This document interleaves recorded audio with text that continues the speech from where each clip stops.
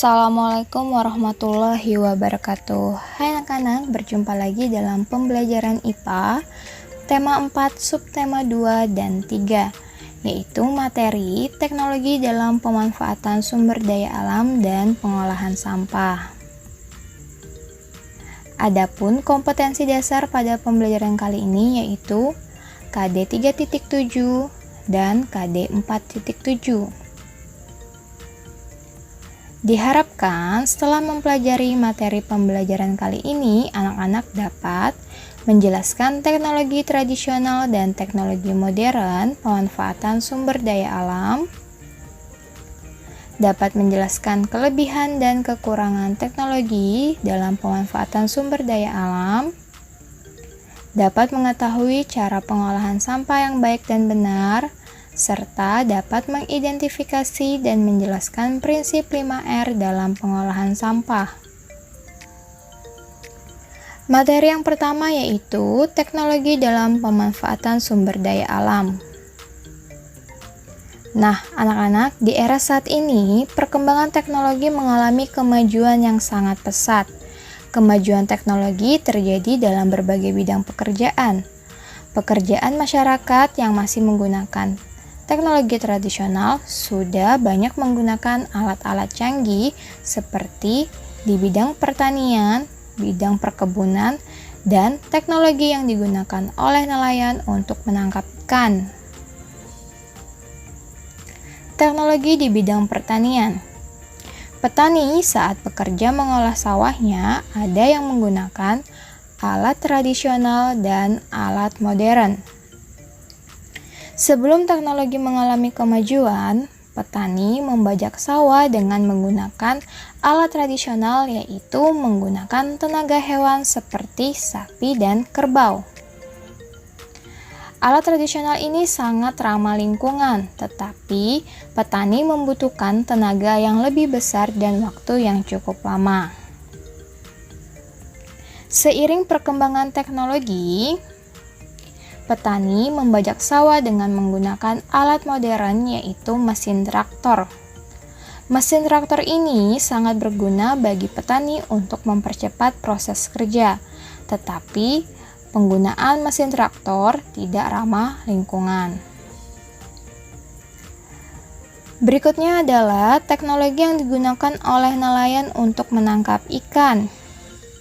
Nelayan menggunakan teknologi tradisional dan teknologi modern. Teknologi tradisional yaitu menggunakan alat jala atau jaring, alat pancing, bubu, dan tombak. Sedangkan teknologi modern yang digunakan oleh nelayan antara lain radar. Radar ini merupakan alat modern yang digunakan untuk mendeteksi lokasi perairan yang terdapat banyak ikan. Berikutnya yaitu pukat harimau.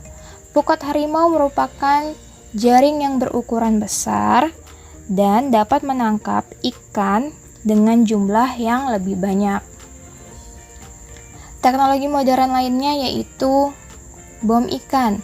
Bom merupakan bahan peledak yang diledakkan di dalam laut. Dan yang terakhir yaitu racun. Racun merupakan zat pelemas dan penggunaannya sangat berbahaya bagi lingkungan dan makhluk hidup. Teknologi modern penangkapan ikan seperti pukat harimau dan bom ikan merupakan tindakan yang sudah dilarang atau illegal fishing karena memiliki dampak atau akibat yang tidak baik bagi lingkungan dan keseimbangan sumber daya alam. Penggunaan pukat harimau yang besar dan berat dapat merusak terumbu karang dan ekosistem di bawah laut. Penggunaan pukat harimau menyebabkan hewan laut yang bukan sasaran penangkapan ikut terjaring sehingga jumlahnya berkurang atau mengalami kepunahan, serta dapat menyebabkan anak ikan ikut terjaring sehingga mengganggu kelestarian spesies ikan. Akibat yang ditimbulkan dari penggunaan bom ikan yaitu bahan kimia yang terkandung dalam bom dapat mencemari lautan.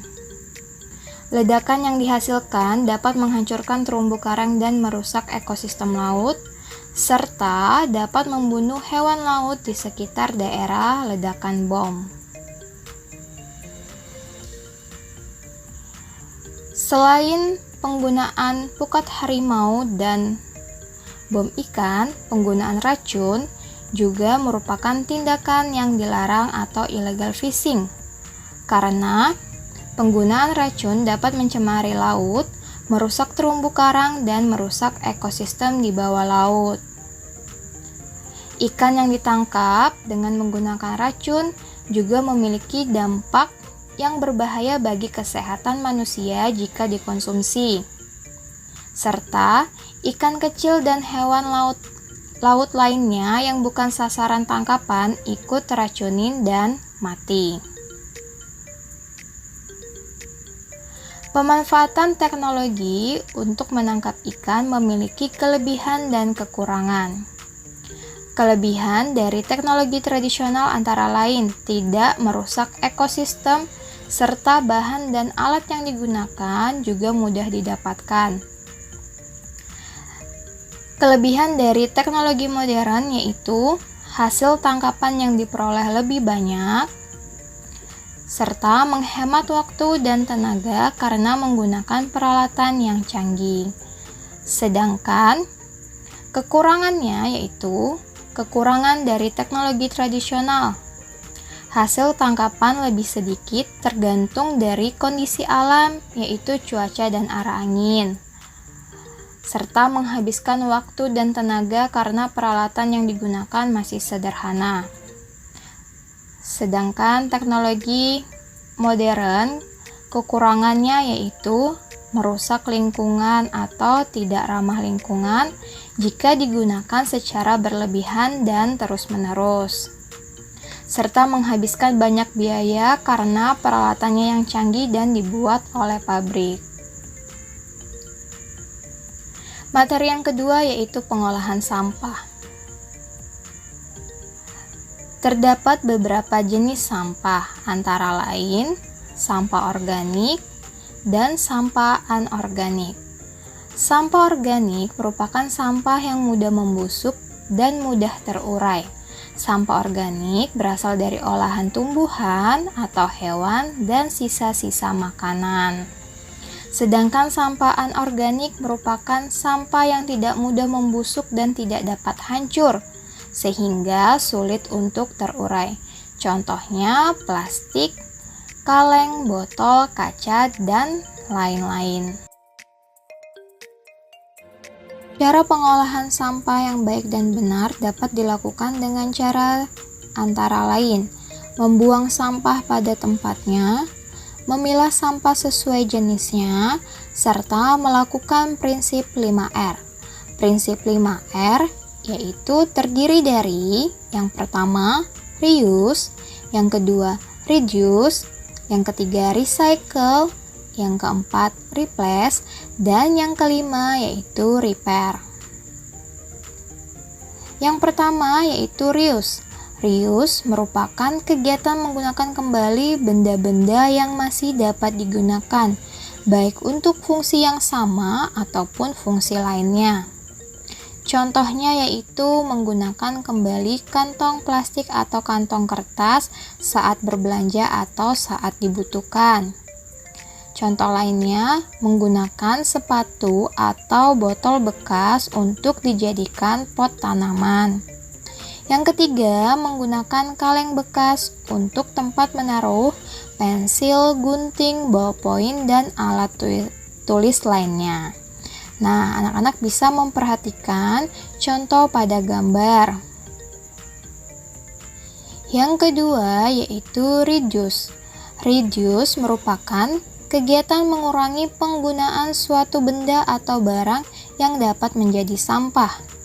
Contoh yang dapat kita lakukan adalah menggunakan produk yang dapat diisi ulang. Mengurangi berbelanja barang-barang yang tidak terlalu dibutuhkan.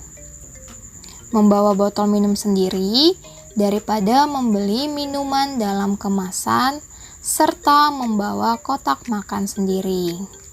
Nah, anak-anak bisa memperhatikan contoh kegiatan dari reduce. Selanjutnya yang ketiga adalah recycle.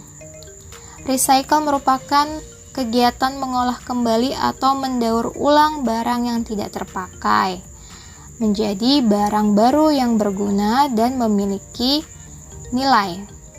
Contohnya yaitu dedaunan kering, limbah pertanian, dan sisa-sisa makanan dapat diolah menjadi pupuk kompos yang sangat berguna untuk tanaman. Contoh lainnya yaitu sampah anorganik seperti kaca dan plastik dapat diolah atau diubah menjadi tas, sandal, lampu, payung, keranjang, dan benda lainnya. Oke, anak-anak bisa memperhatikan koran bekas juga dapat dijadikan pakaian.